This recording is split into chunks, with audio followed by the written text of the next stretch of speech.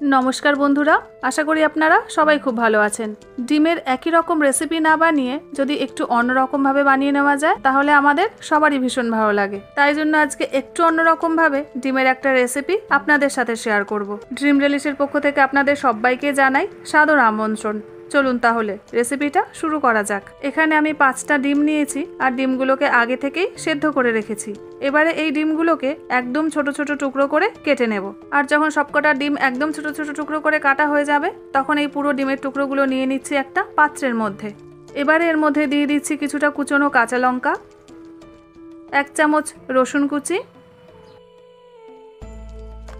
Half চামচ কুচনো আদা, এবার এর মধ্যে দিয়ে দিচ্ছি কুচনো পেঁয়াজ, 1 চামচ ধনে গুঁড়ো, হাফ চামচ জিরে গুঁড়ো, হাফ চামচ হলুদ গুঁড়ো, দিয়ে দিচ্ছি হাফ চামচ গরম মশলা, স্বাদ মতন লবণ, কিছুটা কুচনো ধনে পাতা, 2 চামচ বেসন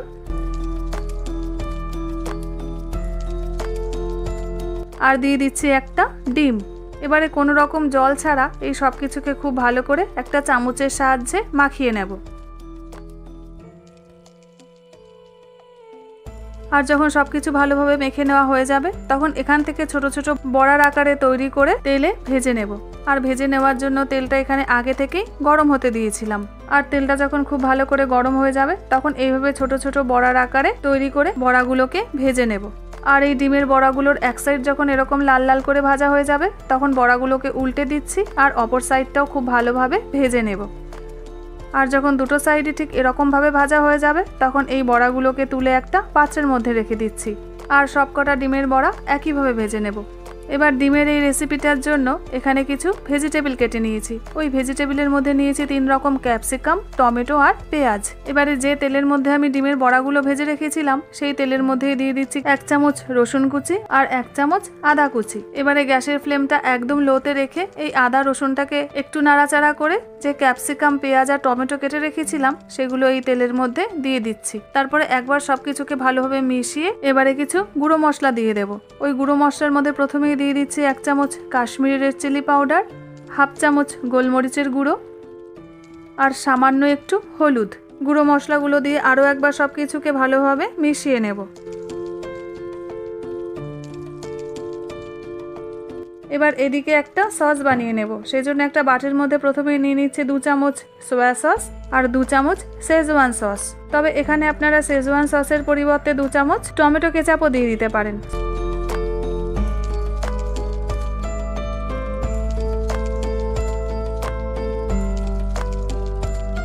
সসটা তৈরি করা হয়ে গেলে এবার এই পুরো সসটা এর মধ্যে দিয়ে দিচ্ছি আর দিয়ে দিচ্ছি স্বাদ মতন লবণ।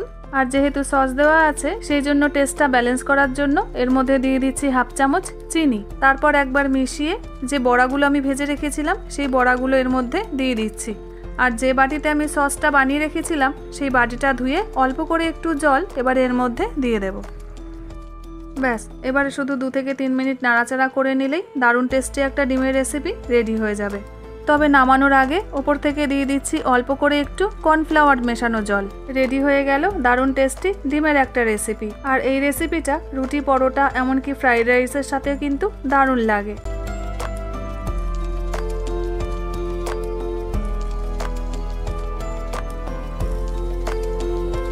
তাহলে বন্ধুরা একদম সহজ ডিমের এই রেসিপিটা আপনারাও একবার বাড়িতে বানিয়ে দেখুন। বাড়ির বাচ্চা থেকে বড় সবারই কিন্তু ভীষণ ভালো লাগবে। আর যদি রেসিপিটা ভালো লেগে থাকে তাহলে কমেন্ট সেকশনে আমাকে জানাতে কিন্তু ভুলবেন না। ভিডিওটা যদি ভালো লেগে থাকে লাইক, শেয়ার, সাবস্ক্রাইবের অনুরোধ রইল। আবার দেখা হচ্ছে আপনাদের সাথে নতুন একটা রেসিপি নিয়ে।